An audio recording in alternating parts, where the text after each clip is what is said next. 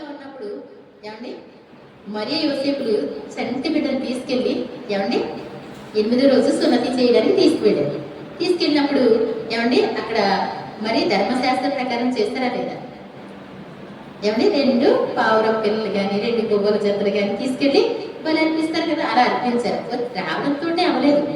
యేసుప్రభు వారు పస్కా రాత్రి, ఆ రాత్రి ఆయన అప్పగింపబడేటువంటి రాత్రి ఒక గిన్నె తీసుకొని, ఇది నా ద్రాక్షరసం అనమాట, ఇది నా రక్తం వలన క్రొత్త నిబంధన. అప్పుడు వచ్చిందండి క్రొత్త నిబంధన. దేవుని స్తోత్రం చెప్తాం. ఎందుకు అంటే మన పాపాల నిమిత్తం మీ కొరకు చిందింపబడుచున్న రక్తం. అది రక్తం ఎప్పుడైతే వస్తుందో అది నిబంధన. అర్థమవుతుందండి? ఇది క్రొత్త నిబంధన. కాబట్టి యేసు ప్రభు మన కోసం రక్తం చిందించారు. మనం క్రొత్త నిబంధనగా ఉండాలి అంటే, నేను ఒక సంఘానికి వెళితే ఆ సంఘంలో క్రొత్త నిబంధన కనబడలేదండి అన్నారు ఒకడు. ఏమండి క్రొత్త నిబంధన? క్రొత్త నిబంధన అంటే ఏంటి? క్రొత్త నిబంధన అంటే ఏంటి? అసలు క్రొత్త నిబంధన అంటే యేసు రక్తంతో నీ పాపాలన్నీ క్షమించబడి అని ఒప్పుకొని యేసు ప్రభుని మన రక్షకునిగా అంగీకరించి, ఇంకా నాకు ఏ పాప శిక్ష లేదు అని చెప్పి, మరి యేసు ప్రభుని కలిగి ఉన్న మనలో ఎలా ఉంటుందంటే నూతన స్వభావం మాత్రమే ఉంటుంది. దేవుని స్తోత్రం చెప్తామండి. ఏమండి పాత స్వభావాలు ఉండవు. ఏమండి పాత స్వభావాలు ఉండవండి. నువ్వు ఎప్పుడైతే యేసు ప్రభు రక్తంతో కడగబడ్డావో ఎలా మారిపోతావు? వాళ్ళలో మార్పు వచ్చేద్దండి ఆటోమేటిక్గా. నువ్వు పాత జీవితానికి ఇంకా స్వస్తి పలుకుతావు. ఏ మాత్రం కూడా వారితో పరిగెత్తడానికి నువ్వు ఇష్టపడవు. అన్యజనులతో కలిసి చేసినటువంటి పనులకి ఆటోమేటిక్గా లోపల ఉన్నటువంటి ఆ యొక్క ఆత్మ ఏం చేయదండి? ఇష్టపడదు. నువ్వు ఇష్టపడి వెళ్తున్నావు అంటే అర్థం ఏంటి? ఇంకా మార్పు రాలేదు, యేసు ప్రభుని అంగీకరించలేదని అర్థం. ఇంకా పాత పాపం నిన్ను బలవంతం చేస్తుందంటే, నీతిమంతులు పాపం చేయడానికి తమ చేతుల్ని చాపకుండునట్లు దుష్టుల మీదంట, మరి నీతిమంతుల మీద దుష్టుల యొక్క చేతులు పడనీయడంట దేవుడు. దేవుని స్తోత్రం చెప్తారు. నీతిమంతులు పాపం చేయడానికి చేతులు చాపరంటండి. ఏమండి యేసు ప్రభు రక్తంతో కడగబడినటువంటి మనం ఏ పాపం కూడా మనల్ని ఏలుబడి చేయడానికి ఇష్టపడం. అవునా కదా? ఏ మనిషి ఎవరికి లోబడతారో వాళ్ళకి దాసుడని యేసు ప్రభు వారు చెప్పారు. నీవెవరికి లోబడితే అంటే ఒక ప్రక్కన ఒకే టైంలో దేవుని పని, ఒకే టైంలో నీ అత్యవసరమైన పని, దేనికి లోబడతావు? ఏమండి మనం యోచించుకున్నాం. జస్ట్ దేనికి లోబడతాం? మనం మన పనికే ప్రిఫరెన్స్ ఎక్కిస్తాం, ఆ తర్వాత దేవుని పనికి అనుకుంటాం కదా. అంటే ఇప్పుడు దేవుని ఎక్కువగా ప్రేమిస్తున్నావా, మనల్ని ఎక్కువగా ప్రేమించుకుంటున్నావా? ఏమండి నేను చెప్పేది స్లోలో ఉన్నట్టుంది, కొంచెం ఫాస్ట్లో చెప్తాను, మీరు టగటగా తలవుతుంటే ఏమండి నాకు టైం అయిపోయింది అంటారు మళ్ళీ. ఏమండి అంతనే కదా. ఇప్పుడు 2 పనులు ఒకేసారి వచ్చినాయి. నీ పని దేవుని పని ఒకేసారి వచ్చినాయి. డిఫరెన్స్ ఎవరికి? దేవుడికి ఇవ్వాలి. కానీ ఏమిటి కానీ అంటే తర్వాత ఏదో ఉంది, మైనస్ పాయింట్ ఉంటుంది. కానీ అన్న మాట ప్రక్కన ఏదైనా వచ్చిందనుకోండి, దానికి ఏముంటుంది? మైనస్. అది కానీ అంటే కాబట్టి దేవునికే ప్రిఫరెన్స్ ఇవ్వాలి. ఈ మొదటి మాట వచ్చిందనుకోండి, దేవునికి ప్రిఫరెన్స్ ఇవ్వాలి అంటే ఇవ్వడమే ఇంకంతే. తర్వాత కానీ అన్న మాట మన జీవితంలో ఎస్ఐ గారు చెప్పారు, రమ్మని చెప్పారు. మీరు చెప్పారు కానండి అని చెప్పారు, అంతే, రావాలంతే, అంతే. భక్తులు అంటే ఎలా ఉంటారంటే భూమి మీద ఉన్న భక్తులే శ్రేష్ఠులు, వారు కేవలం నాకు ఇష్టలు. ఇంకా మాట వచ్చింది అంటే ఆ మాటని గైకున్న వారే భక్తులు. దేవుని స్తోత్రం చెప్తాం. వాళ్ళ జీవితంలో గొప్ప కార్యాలు దేవుడు చేయడానికి ఇష్టపడతారు. అందరూ మామూలుగానే ఉంటున్నారు కదండి, అందరికీ సమస్యలు అలాగే ఉంటున్నాయి కదండి. అందరూ ఒకే బడిలో చదువుతున్నట్టు అంతేనా కదా? ఏమండి 25 మార్కులకి యూనిట్ టెస్ట్లు పెడతారు. అందరికి 5 మార్కులే వచ్చినాయి అనుకోండి. ఏమండి 5 మార్కులే వస్తుంటే ఏంటండి, ఓహో 6 మార్కులు నాకు వచ్చినాయి కాబట్టి అందరికంటే బెస్ట్ స్టూడెంట్ 6 మార్కులు వచ్చినప్పుడు బెస్ట్ అవుతాడా? ఏమండి పాస్ మార్క్ ఎంత? ఏమండి 25కి ఎన్ని? 9 ఉంటుంది. ఏమండి కొంచెం 10 అన్నా రావాలి కదండి. అంటే పక్కన వాడు మొద్దోడిని చూసుకుంటే ఏమండి, అంటే త్రాగిపోతుడిని చూసి ఏమండి త్రాగిపోతుడిని చూసి రూపాయి కూడా సంపాదించడం లేదు ఏమనుకుంటాడు, నేను త్రాగట్లేదు కదా బెస్ట్ అనుకుంటాడు. ఏమండి అలా ఉంటే బెస్టా? మనం ఎలా అనుకోవాలి? మా అమ్మ మా నాన్న ఏం సంపాదించలేదు కానీ నేను ఎందుకు సంపాదించడం? ఏమండి అలా కాదు. ఎలా ఉండాలి మనం? మంచి వాళ్ళని చూసుకోవాలి. నీవు పోల్చుకో తగినటువంటి వాళ్ళు ఎలాంటి వాళ్ళు ఉండాలి? గొప్ప భక్తులే ఉండాలి. నీ కళ్ళ ముందు ఎవరు ఉండాలి? గొప్ప భక్తులే. యేసుప్రభువారే. ఆ యేసుప్రభువారి అడుగుజాడలో అడుగు వేయడానికి ఆయన మాదిరి ఉంచిపోయాను అని వ్రాయబడింది ఫిలిప్పీ 4లో. ఏమండి ఎవరు అడుగుజాడలో? మరి చిన్నప్పుడు సరిగా అర్థం కావు కదండి. అంటే బాగా మరి అన్నీ వింటే అర్థమవుతాయి కదండి. కానీ అడుగుజాడలంటే ఎలా అయ్యాలి? ఏమండి కదలిక యేసుని అడుగులలో తడబడకుండా నడిచేదను, మరణము నన్ను వెంటాడిన ప్రాణము నాలో ఉన్నంత వరకు ప్రకటింతును యేసు వార్తను, సకల జనులకు సహనముతో సత్యవాక్యము ధ్యానించుచు సమయమునందు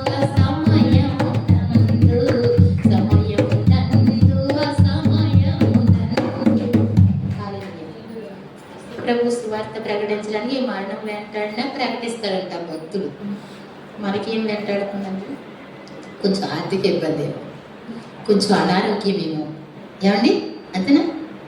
మరణం వెంటాడుతుందా? మరణం అంటే ఏంటి? రా నీ సంగతి చెప్తాం. మొత్తం కాసుకొని కూర్చున్నారంటండి. పౌలు గారికి ఏమంటాడు? పరిశుద్ధాత్ముడు నీ కోసం బంధకాలు రెడీగా ఉన్నాయి, అయినప్పటికి కూడా అక్కడ నాకు జనం ఉన్నారు కాబట్టి నువ్వు వెళ్ళి ప్రకటించంటే బంధకాలు రెడీగా ఉన్నాయి అంటే ఏంటి? ప్రభా నాకు ఏ కష్టం లేకుండా చేయండి, అప్పుడు సువార్త ప్రకటిస్తాను. అది సువార్తికుని యొక్క లక్షణం కాదండి. ఎన్ని కష్టాలైనా ఎన్ని శ్రమలైనా ఏం చేయాలి? ముందడుగు వేయాలి కదా.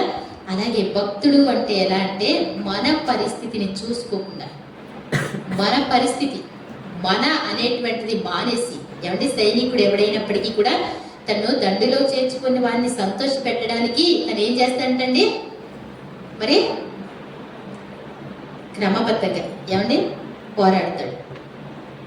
జట్టి అయిన వాడు ఎలా పోరాడతాడు? నియమబద్ధంగా పోరాడాలి. అంతేకాని మన ఇష్టానుసారంగా ఏమండి మరి నేను ఇంటికి వెళ్తానండి, చూసుకొని వస్తానండి, కష్టం వచ్చిందండి, కుదరదండి. ఏం కుదరవండి. యేసు ప్రభు మరి ఆయన మరి 40 రోజులు ఉపవాసం ఉన్న పిమ్మట బాప్తిసం తీసుకొని వెళ్తున్నారు. అప్పుడు శిష్యులు, యోహాను గారి శిష్యులు యోహాను గారు మాట్లాడుతుంటే విన్నారు. ఏమని? ఈయన మరి నాకంటే ప్రముఖుడు, ఆయన్ని వెంబడించండి. ఏంటి ఇప్పుడు దాకా ఈయన్ని వెంబడిస్తే నాకంటే ప్రముఖుడు ఆయన వెంబడించండి అని అప్పచెప్పేస్తున్నాడు ఏంటి అనేసి వెళ్ళారండి. వెళ్ళి ఆయనతో పాటు తిరుగుతూ ఉన్నారు.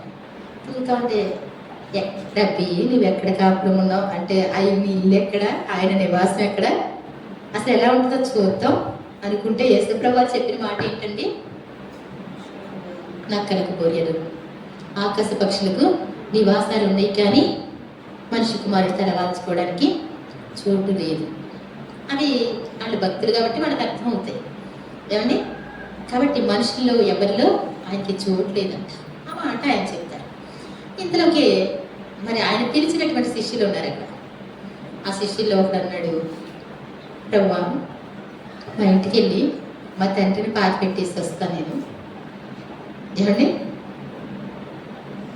అంటే మృతులు తమ మృతులను పాతి పెట్టుకున్న నీవు వచ్చి నన్ను వెంబడించు. శాస్త్రి అన్నాడు, ప్రభువా మీతో వస్తాను అంటే ఏమన్నాడు ఆయన? నా వెంట రావడం కుదరదు. అదేంటండి ఆయన వెళ్తానన్న వాళ్ళని వద్దంటాడు, వద్దన్న వాళ్ళని రమ్మంటాడు, నేను రానన్న వాళ్ళని ఏం చేస్తాడు? రమ్మంటాడు. చాలా బాగుంటుంది దేవుని పిలుపు, దేవుని స్తోత్రం చెప్తాం. ఫస్ట్ లో రాననేసి అన్న వాళ్ళు ఏం చేస్తాడు, ఆయన కుదరదు అంటాడు. ప్రభా ఎందుకు ప్రభు అసలు ఏమని మోషే గారి కోసం ఎప్పుడైనా చదివారా? ఏమండి ఇశ్రాయేల్ ప్రజలను ఏమంటే ఐగుప్తుల నుండి రప్పించడానికి నేను ఏర్పాటు చేసుకున్న ఫరో చేతిలోంచి విడిపించడానికి. ఏంటి ఫరో అంటే ఒకసారి గుండె దడదడ. ఎందుకని దేశ బహిష్కరణ చేయబడ్డాడు, ఫరో దగ్గర నుంచి వెళ్ళిపోయాడు. మళ్ళీ ఇప్పుడంటే అక్కడికి వెళ్ళి వాళ్ళందరినీ తీసుకురావాలంట. ఎలా ఉంటుందండి? దేవుడు అసాధారణమైన పనులు చేస్తాడు. దేవుని స్తోత్రం చెప్తాం. అసాధారణంగా ఉండడానికే పిలుస్తాడు ఆయన. జీవితంలో సక్సెస్ అయిన వాళ్ళు ఉంటారు చూసారా? జీవితంలో ఏమండి చిన్న వయసులోనే సక్సెస్ అయిపోతూ ఉంటారు, తెలుసు కదా? 10th అవుద్ది, తర్వాత డిగ్రీ అవుద్ది, తర్వాత ఇంజనీరింగ్ చదివేసుకుని ఆ తర్వాత ఏంటండి స్థిరపడిపోతారు. ఇంకా అంతే, ఆ లైఫ్ అలాగే ఉంటుంది. మధ్యలో ఫెయిల్ అయ్యారే వాళ్ళు ఏం చేద్దామన్నా కుదరదు, ఏం చేద్దామన్నా కుదరదు, ఒక్కటే సక్సెస్ అవ్వడానికి. అలాంటి పరిస్థితిలో ఏంటో నా లైఫ్ ఇలా అయిపోయింది ఏంటి, భయంకరంగా మారిపోయింది ఏంటి, నేనేం చేయలేకపోతున్నాను అనేసి అనుకుంటే మరి అసలు ఈ లైఫ్ ఏంటి? కనీసం కూరగాయలు అమ్ముదామంటే అది సెట్ అవ్వదు, ఏమండి ఐస్ అమ్ముదామంటే అది సెట్ అవ్వదు, ఉప్పు అమ్ముదామంటే అది సెట్ అవ్వదు, ఏమండి పాలు అమ్ముదామంటే హోటల్ పెడదామంటే తోటకూర ఏది సెట్ అవ్వదు. అలాంటి పరిస్థితిలో కూర్చొని ఆలోచిస్తా, బాధపడతా. జస్ట్ ఇలా వాక్యం ఏదన్నా వచ్చింది అనుకోండి, అప్పుడు ఏం చేస్తారు? ఇలా విన్నారనుకోండి, అప్పుడు దేవుడు ఏం మాట్లాడతాడు? నువ్వే కావాలి నాకు. దేవుడి స్తోత్రం చెప్తాం. ఏమండి ఎక్కడ పని దొరకదే, ఏమండి ఏ పనిలో ఉండడానికి వీలు పడదే, నీ వల్ల కానటువంటి 10 రూపాయలు కూడా సంపాదించడం నీ వల్ల కాకపోతే, ఏమండి నీ కుటుంబాన్ని పోషించుకోవడం నీ వల్ల కాకపోతే, ఏమండి నువ్వు ఒక ప్రక్కన మళ్ళీ ఆర్థిక ఇబ్బందులు, అలాంటి పరిస్థితులు కూర్చొని తగలబడి ఆలోచిస్తూ ఉంటావే, నువ్వే కావాలంట ఆయనకి. దేవుని స్తోత్రం చెప్తాం. ఏమండి వాడబడే వాళ్ళు ఎవరు అక్కర్లేదండి, వాడ పనిలో ఉన్న వాళ్ళు ఎవరు అక్కర్లేదండి. తల్లడిల్లిపోతూ ఉంటారే, నాకంటూ ఏమీ లేదు, నా బ్రతిక అయిపోయింది, ఛాన్స్లన్నీ కూడా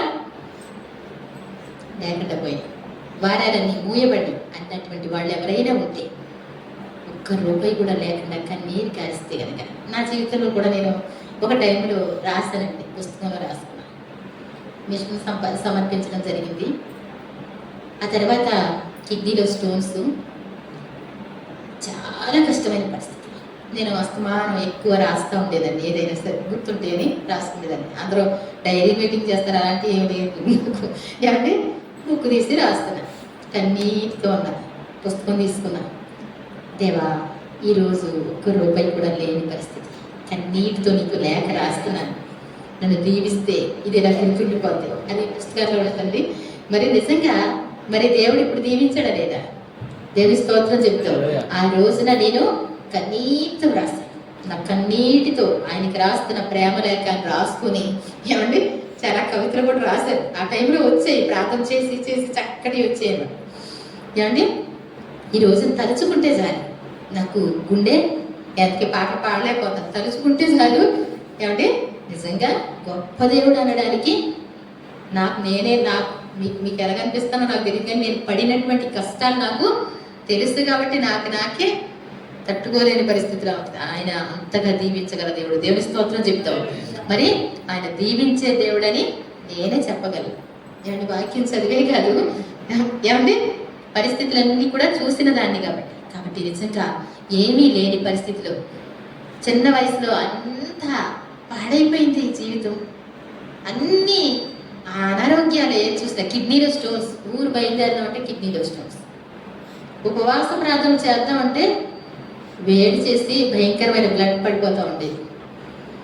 సేవలోకి వచ్చాను, ఎవరికన్నా ప్రార్థన చేద్దాం, ఉపవాస ప్రార్థన 3 రోజులంటే మంచినీళ్ళు తాకుండా ఉందాం అంటే నాకే తెలియదు. ఒక రోజు చూసి ఆశ్చర్యపడ్డాను, దాన్ని మొత్తం బ్లడ్ లోపలికి వచ్చేసారు. భయంకరమైన పరిస్థితి ఇది అన్న. ఇద్దరం కలిసి ఏడ్చి ప్రార్థన చేస్తాం, మీరు తప్ప మాకు ఎవ్వరు లేరు ప్రభా. ఏంటిది చిన్న వయసులో ఇంత అనారోగ్యాలు. ఆ తర్వాత మరి కొంచెం లైన్కి వచ్చామన్నాక ఎముకలన్నీ నిప్పుగా అనిపిస్తాయి. ఏమండి అందరూ అన్నారు, మరి ఊడిస్తే చాలు చెయ్య నొప్పి వచ్చేస్తుంది. ఏంటి అంటే హోమియోపతి డాక్టర్ నా చెయ్యిన పట్టుకొని ఎముకలు ఎక్కడ ఉన్నాయి ఇక్కడ, ఏమండి ఎముకలు ఏమున్నాయండి ఇలా కానీ ఏముంది ఇందులో బలం అన్నాడు. అప్పుడు కాస్త మంచిగా తింటారా? కోడిగుడ్డు పాలు అంటే కోడిగుడ్డు పడక కోడిగుడ్డు తిన్నా పాలు కాదు. ఏమండి నాన్ వెజ్ వాసనే గిట్టుబాటు. ఇప్పుడు వారం వారం వండి పెడుతున్నట్టే ఏమండి అది అందుకే నేర్పించడేమో నాకు తెలియదు. ఇక్కడ వండుతుంటే ఎటో పారిపోయేదని, అంత కుదరదు నాకు అసలు. ఏమండి కోడిగుడ్డు పెడితే ఆ రోజు 2 వాంతులు అయినాయి. అసలు వికారం. ఏమండి కన్నీరు కార్చాను. ఇప్పుడే కొంచెం వాక్యం అర్థం అవుతుంది. ప్రభా నీ ప్రేమ ఏంటో నాకు అర్థమైంది. కొంచెం మందికన్నా చెప్తే బాగుండు, కానీ ఓపిక అంటూ అందట్లేదు. మా చిన్నమ్మ అస్తమాను ఫోన్ చేసి పాపం ఆవిడ ఏం తిందో, కోడిగుడ్డు నాన్ వెజ్ కానీ ఫ్రూట్స్ కానీ ఏం తింది ఆవిడ. అయినప్పటికీ కూడా అమ్మ చిన్న వయసులో అనవసరంగా పాడైపోయింది ఆరోగ్యం. ఇప్పుడన్నా ఒకవేళ కొంచెం అలవాటు చేసుకో, కోడిగుడ్డు తింటే మళ్ళా శక్తి వస్తుందేమో.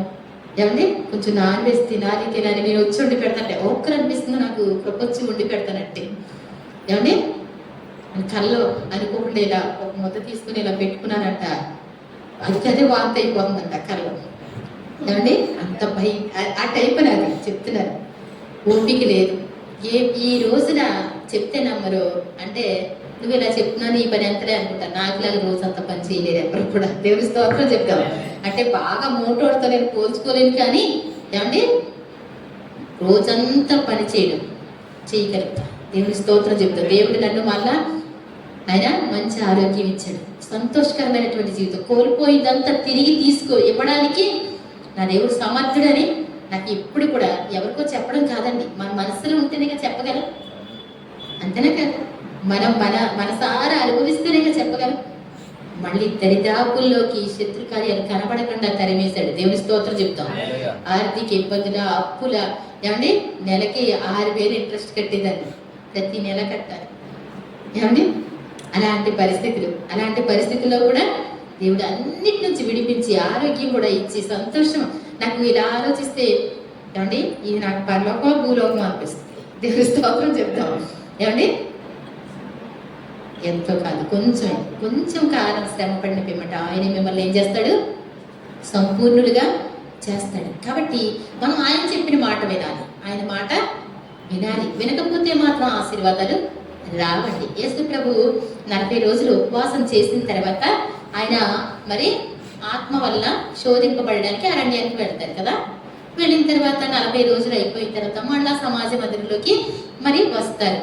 వచ్చిన తర్వాత ఆయన వాక్యాన్ని ప్రకటిస్తూ ఉంటారు. లూకాసు వార్త 4వ అధ్యాయంలోకి వస్తే ఒకసారి లూకాసు వార్త 4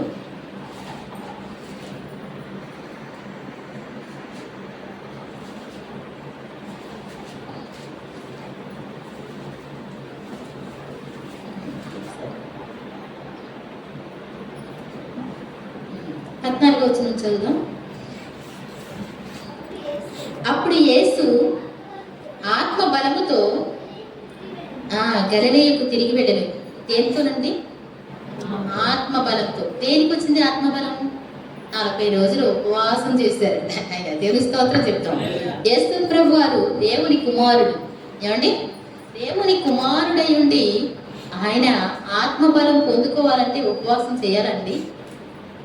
మనందరికీ కూడా అన్ని రకాలైన మాదిరి ఉంచడం కోసం చేశారు ఆయన ఉపవాసం ఉండనవసరం లేదు.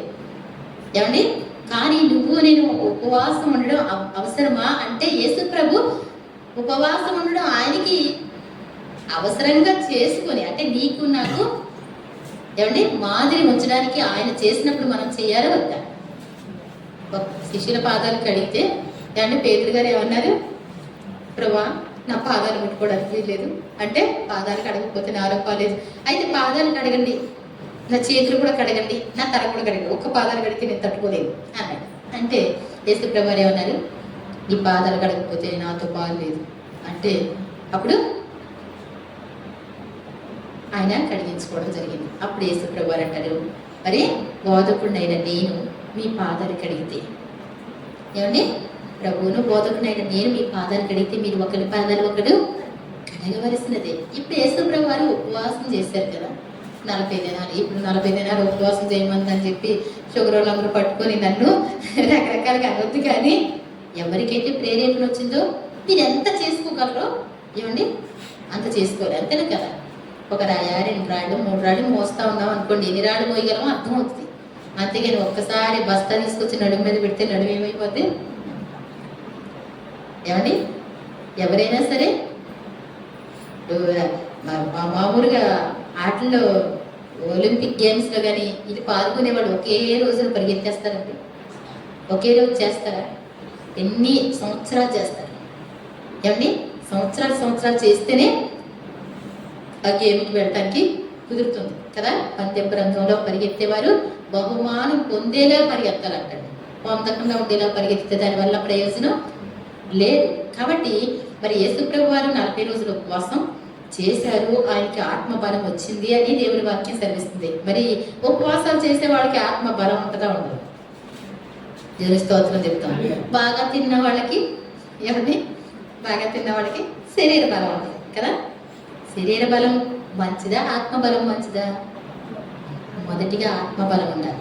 ఆత్మబలం లేకపోతే చిన్ని దానికి కూడా జ్వరం వచ్చింది అన్నారు అనుకోండి, అప్పుడు ఎలా ఉంటుంది? జ్వరమా, ఇది ఎంత పెద్దది అయిపోద్దు. ఎందుకని? వీళ్ళలో ఆత్మబలం లేకపోతే. శరీర బలమే ఉంది కానీ ఆత్మబలం లేకపోతే వాళ్ళు నిలబడలేరన్నమాట. కాబట్టి ఒక క్రైస్తవ జీవితానికి ఆత్మబలం చాలా అవసరం. కాబట్టి ఆత్మబలం ఎలా వస్తుంది? ఉపవాస ప్రార్థన ద్వారా. ఈ ఉపవాస ప్రార్థన చేసిన తర్వాత, ముగించిన తర్వాత, సాతాన్ని ఎదిరించిన తర్వాత ఆయన ఎక్కడికి వెళ్ళారంటండి? గలిలయకు తిరిగి వెళ్ళాను ఆత్మబలంతో. ఆయనను గూర్చిన సమాచారం ఆ ప్రదేశం అందంతటా వ్యాపించారు. ఆయన గూర్చి మరి యేసుప్రభు వారు మరి 40 రోజులు ఉపవాసం చేశారు. యోహాను గారు కూడా ఆయనే మరి నా వెనుక వస్తున్నటువంటి గొప్పవాడు అని ఆయన ప్రకటించాడు. ఈయనే ప్రభు అయిన క్రీస్తు, ఆయనే మెస్సియా అయి ఉండొచ్చు అని అందరూ వాళ్ళు చెప్పుకుంటా ఉన్నారు. ఇంకా అద్భుతాలు అయితే స్టార్ట్ అవ్వలేదు, కానీ ఏమండి ఆయన కూర్చి ఆ ప్రదేశం అంతా ఆయన అందరి చేత ఘనత నుండి వారి సమాజ మందిరంలో బోధించుతూ వచ్చాను. స్టార్టింగ్ లో ఎవరికైనా ఎలా ఉంటుందండి? పిల్లోడండి ఎంత బాగా చెప్తున్నాడో తెలుసా? పిల్లోడు చాలా తేజ అంతోడు 7 సంవత్సరాల వాళ్ళు 12 సంవత్సరాల వాళ్ళు చెప్తా ఉంటే ఎలా ఉంటుందండి? చాలా బాగుంటుంది. యేసుప్రభు వారు 30 సంవత్సరాలు అప్పటి వరకు కూడా బయట ప్రపంచానికి ఆయన పరిచయం కాలేదు, కానీ ఆయన మరి బాప్తిజం తీసుకొని వస్తే అందరూ ఆశ్చర్యపడ్డారు. ఆయన బోధ చూసి సంతోషపడ్డారు. అప్పటి వరకు శాస్త్రులు పరిచయం ఎలా బోధిస్తున్నాడు అండి, ఆ మనుషులు మాట్లాడినట్టు ఎవరు మాట్లాడేది, అబ్బా అంత బాగుందండి అంటే అందరూ వెళ్ళి చూద్దామని వస్తావా? నిజమే, చాలా బాగుంది. ఆ తర్వాత బాగా వాక్యాలు విన్న తర్వాత ఏమవుతుంది? అప్పుడు వస్తుంది అసలు. అయితే స్టార్టింగ్లో ఎలా ఉంటుంది? చాలా బాగా చెప్తారు. ఆ తర్వాత ఒక్కొక్కరికి వాళ్ళకి దెబ్బలు పడి అనుకోండి, ఉతికినట్టు అయింది అనుకోండి, ఆ వాళ్ళకి కోపం వచ్చేది కదా. అప్పుడు అనమాట అండి. తర్వాత చూడండి, ఆయన అందరి చేత ఘనత నుండి వారి సమాజ మందిరంలో బోధించవచ్చును. ఈ బాబు చాలా బాగా చెప్తున్నాడు కదా. బాబు నువ్వు చెప్తావా? చెప్తానండి. ఏమండి యేసుప్రభు వారు ఏం చేసేవారు? వాక్యం చెప్తా ఉండేవారు.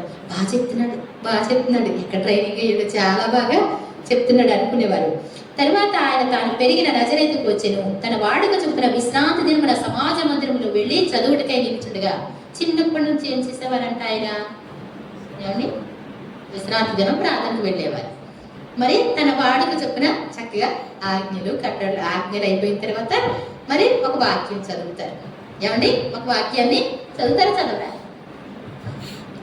చదివినప్పుడు తన వాడుక చొప్పున ఆయన ఏం చేశారంటే చదువుటికే ఇలా నిలబడ్డారంట.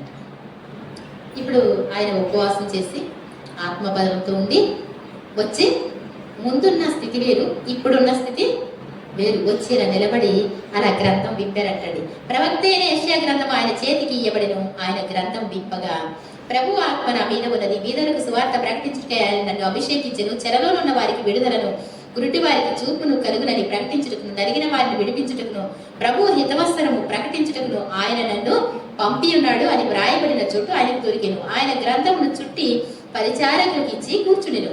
సమాజ మందిరంలో ఉన్న వారందరూ ఆయనను తేరి చూడగా ఆయన, నేడు మీ వినికిడిలో ఈ లేఖనము నెరవేరినది వారితో చెప్పసాగాను. అప్పుడు అందరూ ఆయనను గూర్చి సాక్ష్యం ఇచ్చు ఆయన నోటి నుండి వచ్చిన దయగల మాటలకు ఆశ్చర్యపడి, ఈయన యోసేపు కుమారుడు కాడా అని చెప్పుకొనిచుండగా ఆయన వారిని చూచి, వైద్యుడా, నిన్ను నీవే స్వస్థపరచుకును అని సామెత చెప్పి, కపెర్నహూములో ఏ కార్యములు నీవు చేసితివని మేము వింటిమో ఆ కార్యములు నీ స్వదేశమందులో చేయమని మీరు నాతో నిశ్చయముగా చెప్పుదురు అని. అర్థమైందండి? అర్థమైన వాళ్ళు దేవుని స్తోత్రం చెప్తాం. మీకు అర్థమైందా ఈ మాట? ఆయన తన వాడికి చొప్పున నాజరేతుడికి వచ్చేసారు. మరి అక్కడికి వచ్చిన తర్వాత సమాజ మందిరంలో నిలబడి మరి వాక్యాన్ని చదవడానికి ఇచ్చారు. యెషయా గ్రంథం ఇలా ఇస్తే ఇలా తెరిచారు ఆయన. యెషయా గ్రంథం 60వ అధ్యాయం ఉంటుంది కదా. ప్రభు ఆత్మ నా మీద ఉన్నది, బీదలకు సువార్త ప్రకటించడానికి, ఏమండి, చెరలో ఉన్న వారికి విడుదల, చూడండి, చెరలో ఉన్న వారికి విడుదల, గురుడి వారికి చూపును కలుగునని ప్రకటించటమును, నలిగిన వారిని విడిపించడానికి, ప్రభువు హితవస్త్రం ప్రకటించడానికి ఆయన నన్ను అభిషేకించాను అని ఈ వాక్యం చదివేసి ఇలా పక్క కూర్చుంటే అందరు ఇలా తేరు చూశారంట. అది చదివేటప్పుడే ఆయన ఫుల్గా దేవుని ఆత్మతో నింపబడి ఉన్నారు. దేవుని ఆత్మతో నింపబడినటువంటి వాక్యాలు వేరుగా ఉంటాయి. ఏమండి, అది సూటిగా ప్రతి ఒక్కరి గుండెలను తాకింది. ఆయన చదువుతూ ఉంటే ఇలా ఆయన చదువుతూ ఉంటే ఎప్పుడు చదివినట్లేదు. ఆయన చదివేసి ఇలా పక్కన కూర్చుంటే అందరూ ఏంటి ఇలా చదివాడు, ఇక్కడికిక్కడే వచ్చేసినట్టు అనిపించి ఇలా తేరి చూశారట. అప్పుడు ఆయన అన్నారు, అలా చూసి మీ వినికిడిలో ఈ యొక్క లేఖనం నెరవేరింది అన్నారు. అంటే ఎంత బాగుందో ఆయన మాట్లాడితే దేవుని స్తోత్రం చెప్తాం. ఎందుకని ఆయన మాట్లాడినప్పుడు ఎలా ఉందంటండి, అది ఆయనలో నుండి ఆయన కోసం రాయబడినటువంటి లేఖనం ఆయనలో నుండి ఆ మాట వచ్చేసరికి అది ఎంత అందరి హృదయాల్ని తాకింది. ఆయన మాట్లాడితే అబ్బా ఎంత దయగల మాట, భలే మాట్లాడాడు అనుకుంటే యేసుప్రభు అంటున్నారు అక్కడ, సరిపోయింది. ఏమండి, ఏమంటారు, వైద్యుడా, నీవు స్వస్థపరచుకోమని. ఏమండి, డాక్టర్ గారంటండి, డాక్టర్ గారంట, మీకు ఏదైనా రోగం వస్తే మీరు ఎప్పుడైనా ట్రీట్మెంట్ చేసుకున్నారా? ఏమండి, ఇక్కడ ప్రజల యొక్క పరిస్థితి ఎలా ఉందంటండి, ఈయన డాక్టర్ గారండి అంటేనంటండి ఏం చేస్తారంటండి, మీకు ఎప్పుడైనా జ్వరం వస్తే మీకు ఇంజక్షన్ చేసుకున్నారండి అని చెప్పేలా ఉన్నారు. ఏమండి, ఆయన దయగల మాటకి ఆశ్చర్యపడి ఆయనలోండి ప్రభావం వచ్చి ఆయన చక్కగా మరి చదివితే మీ వినికిడిలో ఇది నెరవేర్చబడి ఉన్నది అంటే ఎలా నెరవేర్చబడింది, మీ ద్వారానా అని సంతోషంగా అడిగితే బాగుంటుంది. ఏమండి, యోసేపు కుమారుడే కదా కానీ బాగా చెప్పాడు అనుకున్నారంట. అనుకుంటే యేసుప్రభు అన్నాడు, అప్పుడు సామెత ఉండేది కాబట్టి ఆ సామెత, వైద్యుడా నీవే స్వస్థపరచుకోమని చెప్పి, మరి యోదయంలో జరిగినటువంటి అద్భుతాలు అన్నంట చాలా అద్భుతాలు జరిగినాయి అంట కదా. మీరు వెళ్ళినప్పుడు ఆ అద్భుతాలు ఏంటో ఇక్కడ కూడా చూపిస్తారా అంటారు మీరు ఆఖరికి. ఏమండి, అద్భుతాలు జరుగుతున్నాయి అంట యోసేపు కుమారుడికి అని చెప్పుకున్నారు. కాబట్టి నిజంగా ఏంటి అంటే మనం ఎలా ఉండాలి అంటే ఒక్క మాట విసిరితే ఆ మాట పట్టుకునే వారిగా ఉంటే. ఇంకొంచెం ముందుకు చదివితే కనుక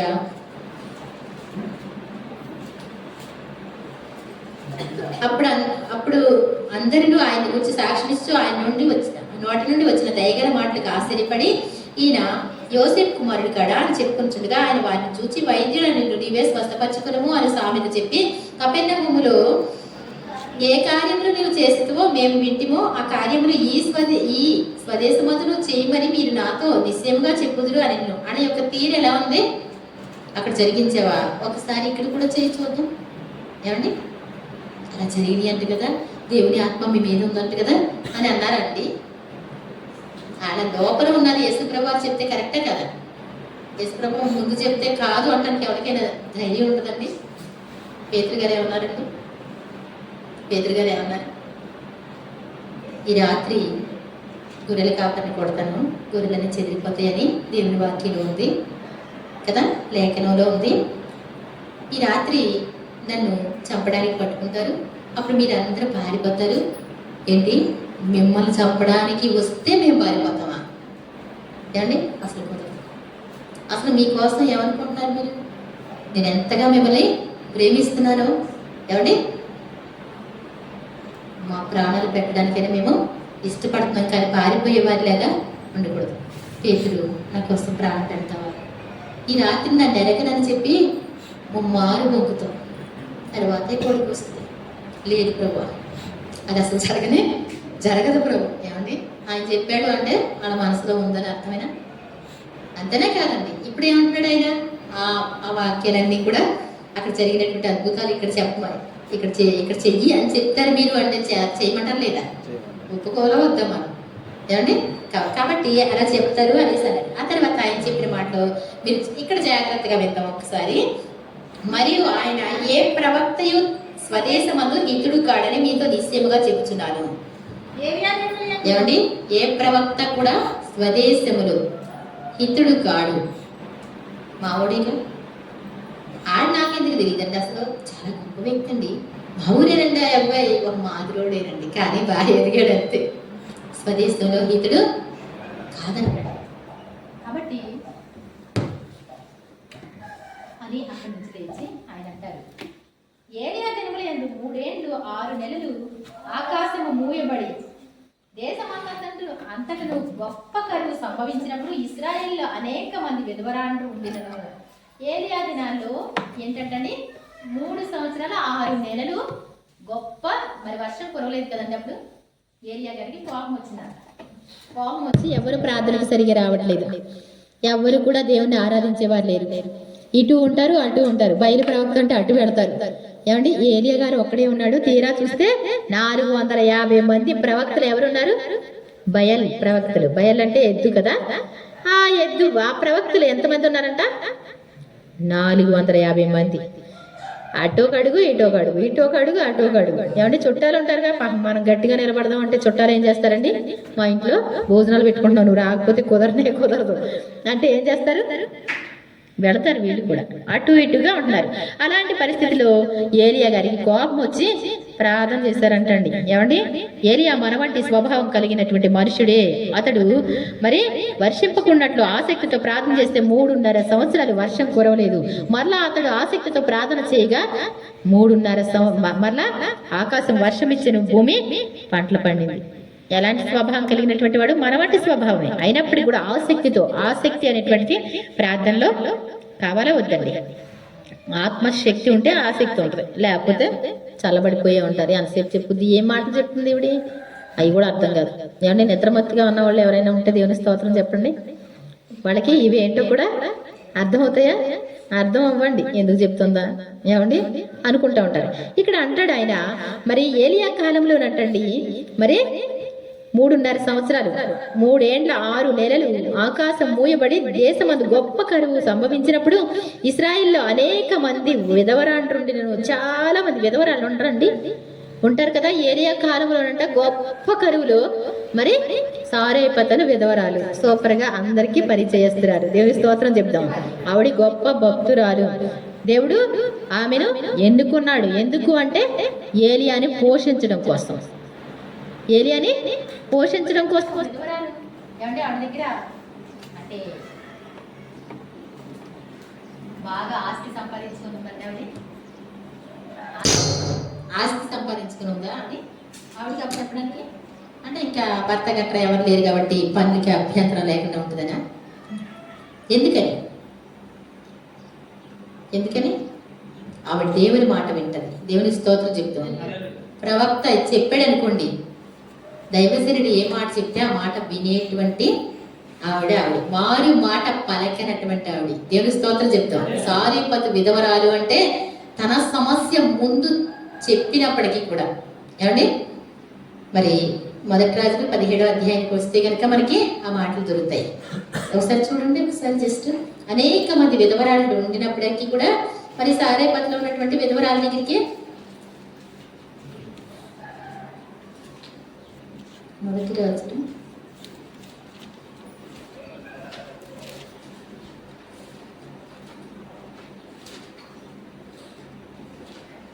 17వ అధ్యాయము చూడండి, 8వ వచనం చదువుతాం ఒకసారి. అంతటి యెహోవా అతనికి ప్రత్యక్షమై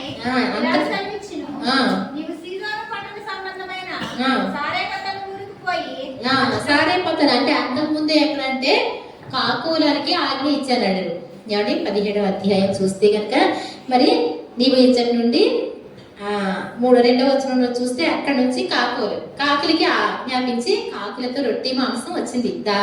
మరి ఇక్కడ చూడండి పిమ్మట యెహోవాకు 2వ వచనం అతనికి ప్రత్యక్షమే నీవు ఇక్కడ నుండి తూర్పు వైపునకు పోయి యోర్దానికి ఎదురుగా ఉన్న కెరీతు వాగు దగ్గర తాగి ఉండము. ఆ వాగు నీరు నీవు త్రాగుదువు. అక్కడికి నీకు ఆహారం తెచ్చినట్లు నేను కాకులకు ఆజ్ఞాపించుతానని అతనికి తెలియజేయగా అతను పోయి యెహోవా సెలవు చొప్పున యోర్దానికి ఎదురుగానున్న కెరీతు వాగు దగ్గర నివాసము చేసెను. అక్కడ కాకులములు ఉదయమందు రొట్టె మాంసమును అస్తమయమందు రొట్టెయు మాంసమును అతని వద్దకు తీసుకొని వచ్చుచుండెను. అతడు వాగు నీరు త్రాగుచూ వచ్చెను. కొంతకాలమైన తరువాత దేశములో వర్షము లేక ఆ నీరు ఎండిపోయాను. ఇప్పుడు చూడండి మరి ఫస్ట్ ఎవరికి ఆజ్ఞాపించాడంటే కాకులు ఏమండి కాకులు మంచి బిడ్డండి ఇస్తాయండి, కరువులో ఉంటే ఇస్తాయా ఏమండి? మీరు కాకులు అంటే కొంచెం కష్టం అనిపిస్తుంది కదా, ఏమండి? కాకులు వస్తూ ఉంటే ఉండేలు పెట్టుకోవడానికి పెడతా ఉంటాం కదా, ఎందుకని అన్ని పాడు చేస్తాయి, ఏది ఉంటే అవి ఎత్తుకుపోతూ ఉంటాయి. కాబట్టి కాకి బుద్ధి అంటే చాలా దారుణమైన బుద్ధి. ఆ బుద్ధి నుంచి మరి దేవుడు ఏం చేశాడంట, ఏలియాకి రొట్టెలు మాంసాన్ని తీసుకొచ్చే బుద్ధి ఇచ్చి కాకి ఏమండి రోజు ఉదయం టైం ప్రకారం వచ్చేసి చక్కగా రొట్టె మాంసం తినేసి హాయిగా ఆ నీళ్ళు తాగేసి ఉండేవాడు కెరీతు వాగు దగ్గర. మరి ఆ తర్వాత అంటే దైవజనుడు కెరీతు వాగు దగ్గరికి ఎందుకు వెళ్ళిపోవాలి? వాడి చూస్తే అదొక రకమైన బాధ. ఏమండి సంఘబిడ్డలు ఉంటారు, నమ్ముకున్న వాళ్ళు ఉంటారు, అయ్యా మాకు కూడా ఆకలి వేస్తుంది అయ్యా, మరి ఏం చేయాలంటే నాకు ఒక 50 మంది ఉన్నారు వేసయ్యా, ఏమండి నాకు ఒక 50 మంది ఉన్నారు, వాళ్ళకు కూడా ఎలా ప్రభు అంటాం కదండి. అందుకోసం దేవుడు ఏం చేశాడు, దూరం వెళ్ళిపో, ఒక అడవిలోకి వెళ్ళిపోయి చక్క కెరీతు వాగు దగ్గరికి వెళ్ళిపోతే ఇంకా ఎవరు కూడా కనబడరు. నిన్ను పోషించడానికి ఏం చేశాడు, కాకులకి ఆజ్ఞాపించారన్నారు. అది అయిపోయింది. ఏమంటే వర్షం లేకుండా పోయింది. అలా 3.5 సంవత్సరాలు అయ్యే లోపల వర్షం కూడా ఆగిపోయింది. 3 సంవత్సరాలకి అక్కడికి వెళ్ళటం జరిగింది. ఎక్కడికి? ఇప్పుడు మళ్ళా సారేపతను ఊరికి వెళ్ళాడు. అక్కడ విధవరాలు పుల్లలు ఏరుకుంటా ఉంది. ఈ విధవరాలకే నేను ఆజ్ఞాపించాను అని దేవుడు తెలియజెప్పారు. అప్పుడు వెంటనే ఆవిడతో మాట్లాడతాడు, అమ్మా మరి నాకు కొంచెం మంచినీళ్ళు ఇస్తావా? ఇస్తానండి. మంచినీళ్ళు ఎక్కడి నుంచి వస్తాయండి? ఇప్పుడు మీ ఇంట్లో కరెంట్ లేకపోతే, బోర్ రాకపోతే, పైపు రాకపోతే మీరు ఏమంటారు? ఎవరైనా బయట వాళ్ళు వస్తే ఏ పక్కన వాళ్ళ ఇంటికి వెళ్తే తక్కువ, మీ ఇంటికాడ బండి ఉంటుంది, బయటికి వెళ్ళి కొనుక్కొచ్చుకోవచ్చు. ఇవ్వడం కుదరదా? ఏమండి కుదరదు. కానీ నీళ్ళు రాలేదండి అంటాం, ఏమండి? కానీ ఈవిడ అక్కడ నీరు ఎండిపోయింది అంటే ఇక్కడ నీళ్ళు ఎక్కడి నుంచి వస్తాయి? కొంచెం నీరు ఉండుంటుంది, లేదు కొంచెమే, ఎంత కాదు కొంచెం ఉండుంటుంది. ఆ తర్వాత ఆయన మంచినీళ్ళు తీసుకొచ్చి ఇచ్చే లోపల ఆయన చెప్పిన మాట ఏంటి, అమ్మ చిన్న అప్పం కూడా మరి నాకు తీసుకొచ్చి ఈ కరువు కాలం అంతా కూడా దేవుడు నేను పోషిస్తానని చెప్తున్నాడు. ఆ మాట చదివితే మీకు బాగుంటుంది. 11వ వచనం నుంచి నీళ్లు తీసుకొద్దాం లోపలికి వెళ్ళింది. అతడు ఆమెను మరలా పిలిచి ఒక రొట్టె ముక్క పట్టుకురా మా చేత్తో. అందుకామె ఎవరి జీవంతోడు? అక్కడ దేవుడు పెడితేనే కానీ నమ్మరేమో ఒకవేళ, ఆవిడ భక్తి పర్రాలే, కానీ ఈ దేవుడైన యెహోవా జీవము తోడు. పట్టెడు అంటే ఏంటి? పట్టెడు అంటే ఏంటండి? పట్టెడా ఇలా పట్టుకుంటే ఎంత ఉంటుంది అంత, ఏమండి? పట్టెడు పిండికి ఎంత వస్తాయండి? ఒక చపాతీ వస్తుంది, ఏమండి? ఒక రొట్టె వస్తుంది అనుకుందాం. బుడ్డిలో కొంచెం ఉందయ్యా, కొంచెం అంటే అంత ఇలా ఉంచితే అప్పేనం కొంచెం వస్తుందేమో, అంతే ఉందయ్యా. మంచినీళ్ళు ఇవ్వబోతా ఉండగా ఒక రొట్టె ముక్క ఆ చేత్తో తీసుకురా అని చెప్పినప్పుడు ఆమె చెప్పిన మాట ఏంటి, అయ్యా నీ దేవుడైన యెహోవా జీవంతోడు, తొట్టిలో పట్టెడు పిండి మాత్రమే ఉంది, బుడ్డిలో కొంచెం నూనె మాత్రమే ఉంది అని చెప్పినప్పుడు అప్పం ఒక్కటి కూడా లేదయ్యా. మేము చావక ముందు నేను ఇంటికి పోయి ఆ, వాటిని నాకును నా బిడ్డకును సిద్ధము చేసుకొనవలనని ఉమ్. కొన్ని పుల్లలు ఏరుకొనుటగా వచ్చినాను. మీరు నిజమే చచ్చిపోయే పరిస్థితి. ఈ రోజుతో ఆ చిన్ని పట్టెడి పిండిని లాస్ట్ అండ్ ఫైనల్ ఏమండి అయిపోయింది, ఇంకేమీ లేదు. అది రొట్టె కాల్చుకుంటే మేము చిన్నది మా కొడుకు నేను ఒక ముక్క నోట్లో పెట్టుకుంటే మా అబ్బాయి ఆ చిన్న రొట్టె తింటే ఇంక మేము చనిపోతాం. అంతే ఉంది ఆశ, ఇంక లేదు. మాకు కష్టమైనటువంటి పరిస్థితి అని దైవం ఆ దైవజనుడితో చెప్తుంది. ఏంటి దానికోసమని కొంచెం పొలం ఏరుకొని తీసుకెళ్దామని వచ్చిందయ్యా. అప్పుడు ఏలియా ఆమెతో ఇట్లనెను, అప్పుడు ఏలియా అంటాడు ఆమెతో, దేవుడే ప్రవక్తలో ఉండి దేవుడు మాట్లాడతాడండి. భయపడవద్దు, భయపడదు, పోయి నీవు చెప్పినట్లు చేయము. పోయి నువ్వు చెప్పినట్లే చెయ్యి. అయితే అయితే అందులో నాకు చిన్న అప్పము ఆ. మొదట చేసి దేవుని స్తోత్రం చెప్తామండి. అందులో చిన్ని అప్పం మొదట చేసి నువ్వు చెప్పినట్టు చేసుకో కాదంటున్నా. కానీ నువ్వు భయపడని అవసరం లేదు. ఎందుకంటే ఏమండి ఎంతమంది విధవరాళ్ళు లేరా, ఎంతో మంది భక్తి చేసిన వాళ్ళు లేరా, ఎంతమంది ఉన్నప్పటికీ కూడా ఆవిడే సెలెక్ట్ చేయబడింది అంటే అర్థం ఏంటి? దేవుని మాటను వెనక్కి తీయనటువంటి వాడు కావాలి దేవునికి. దేవుని స్తోత్రం చెప్తాం. తన కష్టం రేపొద్దుట ఈ రోజే ఇంకా దీంతో అది కొంచెం తింటే అయిపోయింది, ఇంకా మేము చనిపోవడం. ఇంకా పరిస్థితి విషమించిపోయినటువంటి పరిస్థితి. ప్రక్కన వాళ్ళు ఏమండి షోమ్రోన్లో బహు కరువుగా ఉన్నటువంటి పరిస్థితిలో వాళ్ళ పిల్లలు కోసుకొని తినేస్తారు. ఏమండి ఎవరు వాళ్ళు? వేస్తీలు ఏం చేస్తారు? తమ పిల్లల్ని కోసుకు తినలేదా? అయ్యా అహాబుతో అంటారు, ఏమంటాడు? అయ్యా మాకు న్యాయం తీర్చండి. ఏమి న్యాయం తీర్చాలి? మాకు సహాయం చేయండి. సహాయం ఎలా చేయాలి? సహాయం ఎలా చేయాలి? చిన్న ఆహారం కూడా దొరకట్లా. లేదయ్యా నిన్నటి దినాన మేమిద్దరం మాట్లాడుకున్నాం, నీ పిల్లని ఈరోజు కోసేసి ఇద్దరం తినేద్దాం, రేపొద్దుట నా పిల్లని ఇద్దాం అనేసి అంటే ఇది అంది. నీ పిల్లని తిందాం, నీ పిల్లని కోసేస్తే రేపొద్దున నాకు ఇస్తానబ్బా, తప్పకుండా ఇస్తానని చెప్పింది. నిన్న సరే ఏం చేసావు? దీని పిల్లని కోసుకొని తినేసావయ్యా. ఈరోజు దాని పిల్లని దాచిపెట్టేసింది. సౌండ్ లేదండి. అటువంటి కరువు అది. ఆ పట్టణంలో జరిగేటువంటిది పిల్లల కోసుకు తినేటువంటి కరువు. ఇక్కడ చిన్ని అప్పం ఉంది, తిని చనిపోదాం అనుకుంటే భయపడకు. ఏమండి నువ్వు చెప్పినట్లే చెయ్యి. కానీ నువ్వు తయారు చేసేటువంటి ఆ యొక్క రొట్టెల చిన్ని అప్పం మొదట చెయ్యి. దేవుని స్తోత్రం చెప్తాం. దేవుడు గుర్తొస్తాడండి. ఏమండి దేవుడు గుర్తొస్తాడా? నీకు ఐశ్వర్యం ఉంటే మొదట దేవుడికి తీయాలని గుర్తొస్తుందా? ఏమండి వస్తే మంచిదే. అందరిలో సెలెక్ట్ చేయబడింది ఒకటి. అనేక మంది విధవరాలు, లేకపోతే పట్టణంలో చాలా మంది ఉన్నారు, అక్కడ అందరూ సెలెక్ట్ చేయబడలేదు. ఆవిడ ఒకటే సెలెక్ట్ చేయబడింది అంటే అర్థం ఏంటి? కష్టం దేవుడికి తెలుసు కదా ఈ కష్టం. ఏమండి మన డైలాగ్ ఏంటండి? మన డైలాగ్ ఎలా ఉంటుంది? దేవుడికి తెలుసు కదా మన కష్టం. ఇప్పుడు చనిపోయే పరిస్థితి ఉంది, ఇప్పుడు క్షమిస్తాడు దేవుడు. మనం తినేస్తే అవునా కదా? చివరి వరకు కూడా దేవుడు పరీక్షిస్తాడు. చివరి నీకు పట్టెడు పిండిలో కూడా నీకు పరీక్ష వస్తే, ఆ పట్టెడు పిండిలో కూడా నువ్వు నిలబడగలిగితే అప్పుడు నీకు ఆశీర్వాదం. ఏమండి సారేపతి విధవరాలు ఉందంటండి, అక్కడ పొలలు ఏరుకుంటుందంటండి, దైవజనుడు వెళ్ళిపోయి నీ అమ్మ నువ్వు ఈ నెలంతా కూడా పోషింపబడతావు అని చెప్పేసి ఏమని అద్భుతం చూడు అని చెప్పాడండి. ఏమని చెప్పాడు? భయపడకు. కానీ ఒక పని చేయాలి. నువ్వు ఏం చేయాలి? పరీక్ష. ఇప్పుడు ఆ పరీక్షలో నువ్వు నెగ్గాలి. ఆ పరీక్ష ఎలా ఉంది? ఇప్పుడు చిన్న పట్టెడు పిండిలో ఏమండి అప్పం చేసి ఏమండి పొయ్యి వెలిగించి సరే దైవజనం చెప్పినట్టు చేద్దాం. బొడ్డోడు ఎలా ఉంటాడండి? ఈ బొడ్డోడు అమ్మ పక్కన రుద్దుతూ ఉంటాడు. ఏమండి పక్కన అంటే మామూలు చెప్పుకుందాం, అసలు మన ఇంట్లో జరిగే విషయం. అడిగి ఆకలేసేస్తుంది, ఇంకెప్పుడమ్మా ఇంకెప్పుడమ్మా అంటూ ఉంటాడు.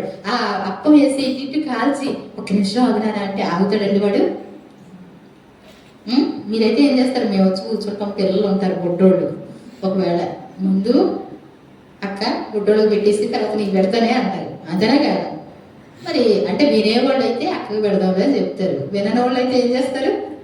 ఉండునానా ఏమండి ముందు చిన్నపిల్లలు ఏడుస్తుంటే పెట్టారా? కానీ వాడు మరి పక్కనే పెనం పక్కనే కూర్చొని రుద్దుతూ ఉన్నప్పటికీ కూడా ఏం చేస్తుంది? ఫస్ట్ అయ్యగారికి దైవజనుడికి పెట్టాలా దేవుని స్తోత్రం చెప్తాను. అప్పుడు చిన్ని చిన్ని ముద్ద, దాన్ని 3 ముద్దల కింద చేసుకొని మొదటి అప్పం తీసుకొచ్చి అయ్యగారికి ఇచ్చి, ఆమె విశ్వాసం ఏంటో నాకైతే తెలియదు కానీ ఆవిడని బట్టి నేను చెప్పగలిగింది ఒకటి చెప్తాను. ఏంటి అంటే ఆయనకి పెద్దదే చేసి ఉంటుంది. దేవుని స్తోత్రం చెప్తాను. ఆవిడ చిన్నిది చేసి నాకు తీసుకొచ్చి అప్పుడు మీ ఇద్దరు తినండి అన్నా కానీ తనలో ఉన్న దైవాత్మ ఎలా ఉంటది? ఒకవేళ నేను తిప్పి తిన్నా లేకపోతే లేదు, ఆయనకి పెట్టేసి మా బాబుకి పెడితే చాలే. దేవుని స్తోత్రం చెప్తాను. అంతేనా కాదండి? భక్తి పనులు అంటే ఆయనకి ఇచ్చింది, తర్వాత అప్పం చేసింది, మళ్ళీ చూస్తే అప్పం వేస్తే ఎలా వచ్చింది? సేమ్ వచ్చేసినాయి. దేవుని స్తోత్రం చెప్తాను. ఏమండి? సేమ్ వచ్చేసినాయి. 3 కూడా సేమ్ వచ్చినాయి. సంతోషం. ఇంకా ఇంట్లో కూడా ఉన్నారంటండి కొంతమంది, తన ఇంటి వారందరూ అని వ్రాయబడింది. దేవుని స్తోత్రం చెప్తాం. భక్తి పనులు ఎక్కడ ఉంటే వాళ్ళ కుటుంబాలు కూడా పోషింపబడతాయి. ఇచ్చేసిన తర్వాత మళ్ళా అమ్మా అప్పాలు కలుస్తావా? ఇందాక వేసాం కదయ్యా, ఒకసారి చూడు. దేవుడు చల్లించాడు కదా, చూడు ఒకసారి. వచ్చేసింది అయ్యా పిండి. ఏమొచ్చేసింది? చక్కగా కలిపిన పిండి మొత్తం అందులోకి వచ్చిందండి. బుడ్డిలోకి నూనె కరెక్ట్గా వచ్చేసింది. ఇప్పుడు మళ్ళా పెనం పెట్టేసింది, అప్పాలు కాల్చేశారు. ఏమండి? దేవునికి స్తోత్రము గాను పాట పాడుకున్నారు హాయిగా. దేవా, గొప్ప దేవా, మమ్మల్ని పోషించిన దేవుడు. ఇలాగే కాదమ్మా, కాకులు తీసుకొచ్చి పెడతాయి. అసలు నాకు కాకులు రోజు రొట్టె మాంసం తెచ్చాయమ్మా, దేవుడు కరువులో పోషిస్తాడు భక్తిగా ఉంటే అని వాక్యాలు చెప్పి, ఏమండి చక్కగా వాళ్ళని ప్రార్థనలో నడిపించుకుంటా కుటుంబం చక్కగా రోజు ప్రార్థన చేసుకుంటా ఉన్నారు. మళ్ళా ఉదయం అయ్యేసరికి ఏమైపోయేది? మళ్ళా ప్రార్థన చేసుకుని వచ్చి బుడ్డి చూస్తే నూనె వచ్చేసేది, మరి తొట్టి మూత తీసి చూస్తే పిండి వచ్చేసేది. దేవుని స్తోత్రం చెప్తాను. చాలా అద్భుతం. యేసు ప్రభువు ఎత్తి చెప్పినటువంటి మాట, ఒక విధవరాలి యొక్క మరి త్యాగానికి దేవుడు తన్ని బయట పెట్టాలని కోరుకున్నాడు, అందరికి తెలియజేయాలనుకున్నాడు. ఏమండి? విశ్వాసం గల వాడిని దేవుడు ఎప్పుడు కూడా బయటికి తీసుకొస్తాడండి. దేవుని స్తోత్రం చెప్తాం. ఆడలో ఉన్న నీలో ఉన్న విశ్వాసం ఈ రోజు ఒక విత్తనంలా ఉంటే ఆ తర్వాత ఆ విత్తనమే మహావృక్షంగా మారి అనేకులకు ఫలాలిచ్చేదిగా తయారు చేస్తాడనమాట. ఏమండి? అంతేగాని అదే విశ్వాసంతో నువ్వు అది కప్పుబడిపోయింది అనుకుంటావు. నువ్వు ఆ విశ్వాసం అన్ని కష్టాలు అన్ని శ్రమలు అనుకుని అది అయిపోయింది కావాలనుకుంటావు. కానీ దేవుడు ఏం చేస్తాడు? దేవుడు దాన్ని మహావృక్షంగా మార్చి తీసుకొస్తాడు. దేవుని స్తోత్రం చెప్తాం. మరి కరువు కాలం అంతా కూడా మరి అద్భుతాన్ని చూశారు. యేసు ప్రభువు వారు చెప్తున్నటువంటి మాట, సీదోను అన్నటువంటి ఊరిలో ఉన్న విధవరాలు తప్ప ఇంకెవరు కూడా పోషింపబడ